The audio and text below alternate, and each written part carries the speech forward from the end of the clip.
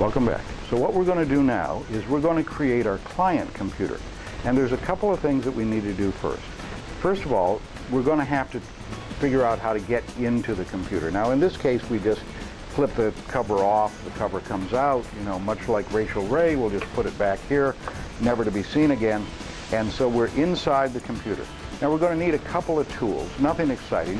We need a can of air. You know these computers have been sitting around for 7 years. So we need a can of air. I particularly like the orange scented air. It covers up the smell of patron. And we're going to need a screwdriver. The screwdriver, I like this one. The dogs chewed this one up, so I know it's mine. And we're going to have our network card. We're going to have our network card.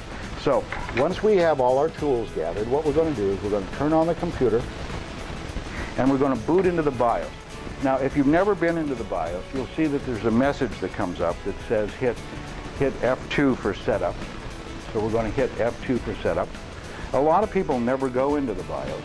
It's some scary mystery thing like taking the cover off your computer, but it's really not that bad. And once we get into the BIOS, what we're looking for is to see if the computer has the ability to boot from the network.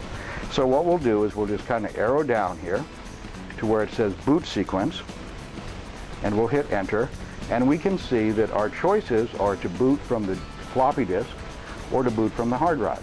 There's no choice there to boot off of the network. To make our client work without the hard drive, we need to be able to boot off the network. So we'll go ahead and we'll turn this off, unplug the power supply, and I chose this computer for a couple of reasons. First of all, you can see what we're doing.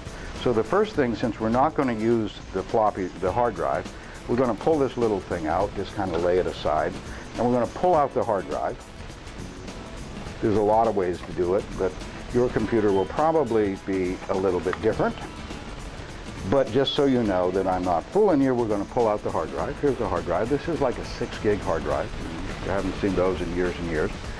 And we'll put this back here like this. And then we're going to change the network card. So in this case, what we do is we have a little riser. But your network card basically fits on a slot like this. So what we'll do is we'll just open up these screws here. Yeah, you just have to watch me do this. So we'll open up the screws. We'll insert the card. And if you've never inserted a card in a computer, it's really very simple. You just smash it in here. We'll put the screw back in just because. You might want to do a couple of things. You might want to make sure that you're touching metal when you do this. You can use a static strap, but basically what you want to do is you want to just make sure that you're not, covered with static electricity or whatever. So we'll just drop this back in here somehow.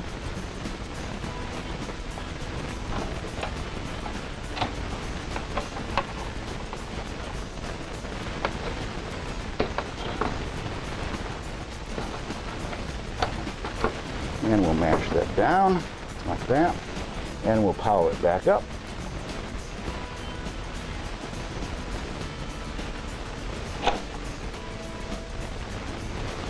And we'll go back into the BIOS. As it powers up, we want to hit our delete key or our F2 key or whatever the key is that we're looking for, and the computer begins to boot up. You can see what you can see on the screen. This is a really old computer. This is about a 500 megahertz computer. So what we want to do is that we missed the BIOS setting, so let's go back. And then we'll hit the F2 key.